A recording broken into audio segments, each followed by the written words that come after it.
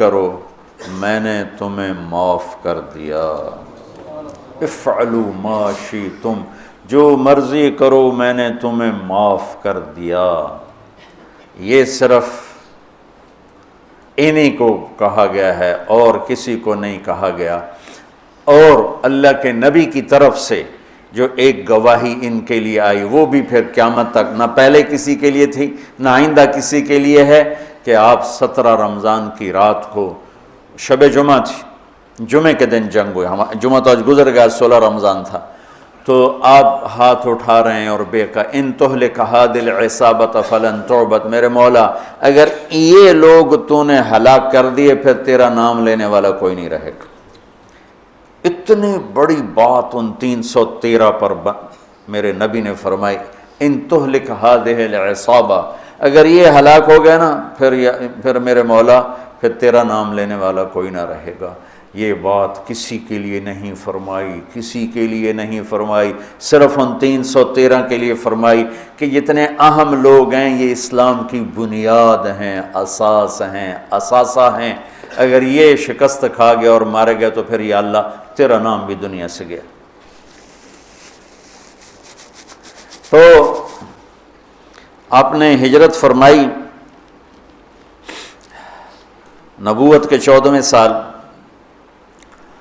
27 صفر نبوت کا 14واں سال تھا اور ستمبر کا مہینہ تھا، جب آپ 622 عیسوی اور ہجرت کا پہلا سال سمجھ لیں، آپ مدینہ پہنچے۔ مدینہ پہنچے تو ایک ریاست کی شکل قائم ہو گئی۔ قریش نے مٹانے کے لیے تیاری شروع کی اور ابو سفیان کو بھیجا، ہر گھر سے عورتوں نے سونے کے زیور دے دیے کہ جا کے ہتھیار خرید کے لاؤ، ہم مدینے والوں کے خلاف جنگ کریں گے۔ یہ 40 آدمیوں کا قافلہ جب شام سے واپس آیا تو مدینہ راستے میں پڑتا تھا، تو خبر ملی تو اللہ کے نبی نے فرمایا کہ ابو سفیان کے قافلے کو روکا جائے، یہ ہتھیار ہمارے خلاف استعمال ہوں گے تو اس پر قبضہ کر کے ہمیں اپنے فائدے میں اس کو استعمال کرنا چاہیے۔ یہ آپس میں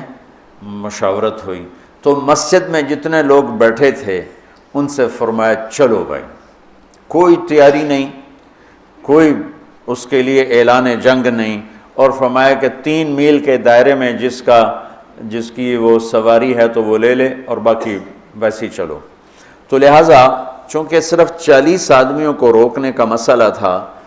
تو 313 آدمی، 315 آدمی یا 317 آدمی مختلف ہے، 86 مہاجرین تھے اور 64 اس میں اوس تھے اور باقی خزرج تھے۔ خزرج سب سے زیادہ سے 100 سے اوپر خزرج تھے اور 86 اس میں مہاجرین تھے اور 64 قبیلہ اوس اوس چھوٹا قبیلہ تھا، خزرج بڑا قبیلہ تھا۔ 2 گھوڑ سوار تھے، ایک مقداد بن اسود اور ایک زبیر بن عوام، اور 60 اونٹ تھے ٹوٹل یا 70، اور جس پر 3 آدمی سوار تھے، 3۔ تو آپ کے ساتھ حضرت علی اور مرشد الغنوی یہ اور میرے نبی پاک، یہ 3 آدمی ایک اونٹنی پر سوار تھے اور باری باری سوار ہوتے پیدل چلتے تھے۔ تو آپ ان کے لیے نکلے۔ جب آپ تھوڑا سفر کر گئے تو آپ نے حضرت اسامہ اور حضرت عثمان رضی اللہ عنہما کو واپس بھیج دیا کہ آپ کی صاحبزادی حضرت رقیہ رضی اللہ تعالیٰ عنہ وہ بیمار تھی، ان کو چیچک نکلا تھا، چیچک اسمال پاکس ایک بیماری تھی، اب تو وہ نظر نہیں آتی، ہم نے بچپن میں دیکھا، وہ سارا جسم آبلے نکل آتے تھے، اکثر لوگ اس میں بچتے نہیں تھے،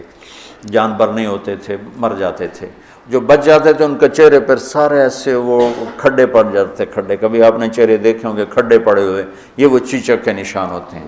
تو ان کو چیچک نکلا ہوا تھا، تو آپ نے حضرت اسامہ اور حضرت عثمان کو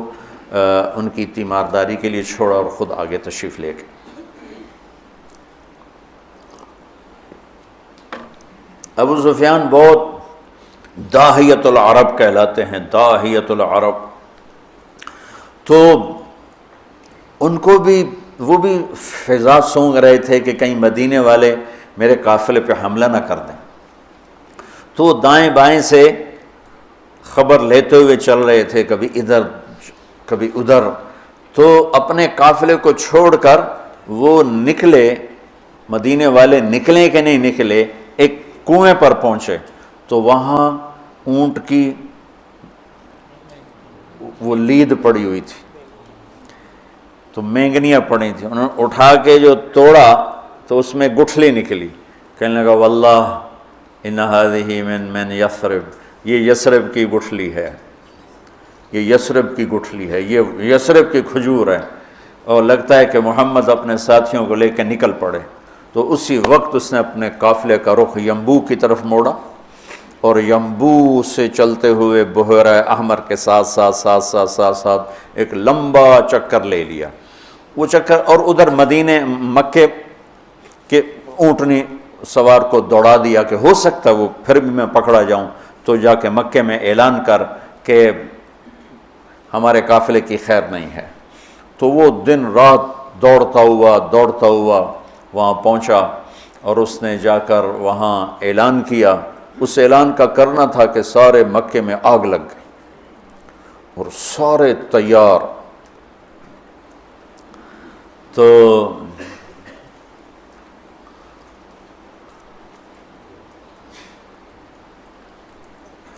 بنو عباس، بنو ہاشم، کچھ مسلمان ہوئے تھے کچھ نہیں ہوئے تھے، وہ تیار نہیں تھے، لیکن حضرت عباس اندر سے مسلمان ہو چکے تھے، لیکن وہ اپنی قوم کے پریشر میں آ کر وہ بھی ساتھ نکلے ہوئے تھے۔ اور اخنس بن شریک بنو زہرہ کا سردار تھا، اس کے بھی 300 آدمی ساتھ نکلے ہوئے تھے، لیکن جب کچھ سفر ہو گیا تو ابو سفیان کا پیغام پہنچا کہ ہم مدینے والوں کی اس سے خطرے سے نکل گئے ہیں، تو لہذا تم واپس آ جاؤ۔ تو جب یہ پیغام، تو حکیم بن حزام رضی اللہ عنہ بعد میں مسلمان ہوئے، انہوں نے کہا اب تو کوئی ضرورت نہیں ہے جنگ کی، وہ قافلہ واپس نکل گیا ہے تو ہم واپس چلیں۔